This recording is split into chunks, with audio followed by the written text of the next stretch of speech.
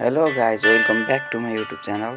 आज चाहिँ म इन्डियाका दुई most popular YouTuber Saurabh Joshi versus mister Indian ह्याकरको कम्प्यारिजन गर्न लागिरहेको छु। भिडियो सुरु गर्न अगाडि हाम्रो च्यानललाई सब्सक्राइब गर्न नबिर्सिनु होला गाइज। ल सुरु गरौँ। सबैभन्दा पहिला कुरा गरौँ यिनीहरूको रियल नेमको बारेमा।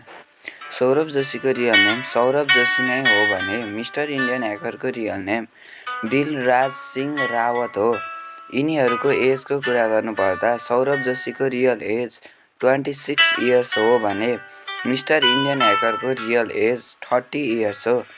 अब कुरा गरौँ यिनीहरूको युट्युब जर्नीको बारेमा। सौरभ जोशीले 2015 देखि युट्युब स्टार्ट गरेका हुन् भने मिस्टर इन्डियन ह्याकरले 2017 देखि युट्युब स्टार्ट गरेका हुन्। उनीहरूको भिडियोको कुरा गर्नुपर्दा सौरभ जोशीले daily vlog, simple and emotional content बनाउँछन् भने मिस्टर इन्डियन ह्याकरले dangerous experiment, science plus fun video, कहिलेकाहीँ फुड मेकिङ भिडियो पनि बनाउँछन्। अब कुरा गरौँ उनीहरूको सब्सक्राइबरको बारेमा।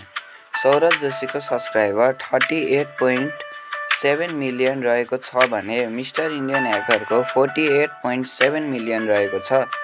उनीहरूको टोटल भिडियोको कुरा गर्नुपर्दा सौरभ जोशीको 2.2K भिडियो रहेको छ भने मिस्टर इन्डियन ह्याकरको 1.2K भिडियो रहेको छ।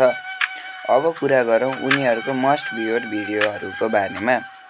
उनीहरू दुवैजनाको भिडियो 100 मिलियन क्रस भ्युज गइसकेको छ।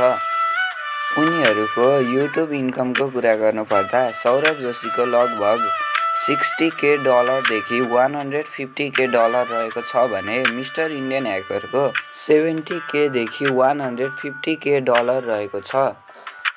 ल गाइज, आजलाई भिडियो यति नै। तपाईहरुलाई कुन युट्युबर मनपर्छ कमेन्टमा भन्नुहोस् र भिडियो मन परे लाइक शेयर गर्न नबिर्सिनु होला र यस्तै भिडियो हेर्नको लागि हाम्रो च्यानललाई सब्सक्राइब गर्न नबिर्सिनु होला गाइज।